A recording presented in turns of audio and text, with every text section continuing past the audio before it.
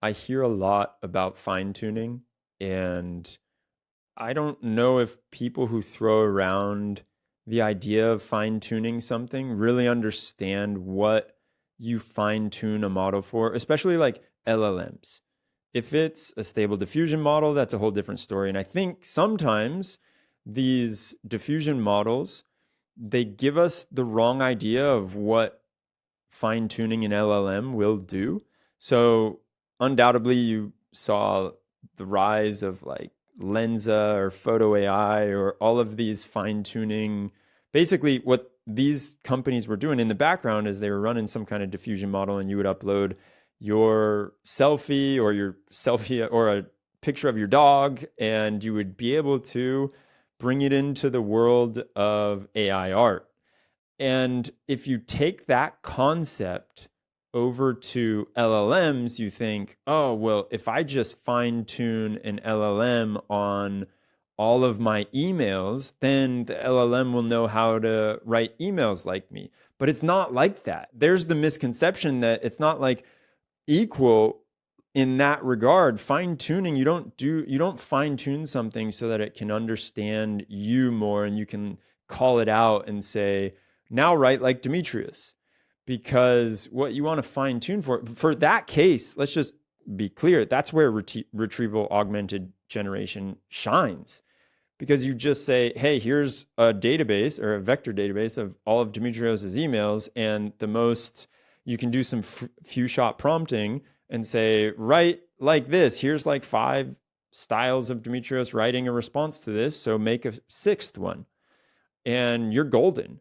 You don't need to go through like burning a lot of cash on GPUs, and GPUs are scarce these days, to fine tune some model that may or may not work after you've fine tuned it. So I think it's worth calling out like when you should be fine tuning things, because I don't want to say like never fine tune it. I just want to say like I've seen a lot of people talking about it, and also a lot of companies starting that will tote how easy it is to fine tune and how you should be fine tuning and use your company's data to fine tune. It's like fine tuning. I think the best way that I heard it talked about was in a recent MLOps community podcast that I had with Shaul S, who he created Ragas, which is like an evaluation framework for RAGs.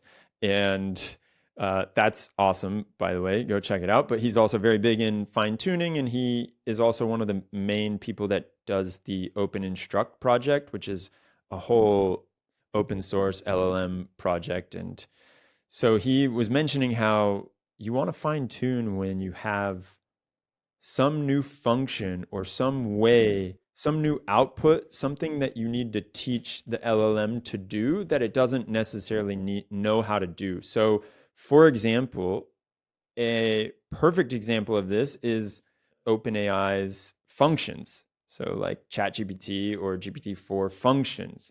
This makes it much easier for you to get very clean data or data that's outputted in a certain way, right? And it gives you this structured data, and that is a whole reason that you would want to fine tune something. Or the other example I think is Llama, the Code Llama.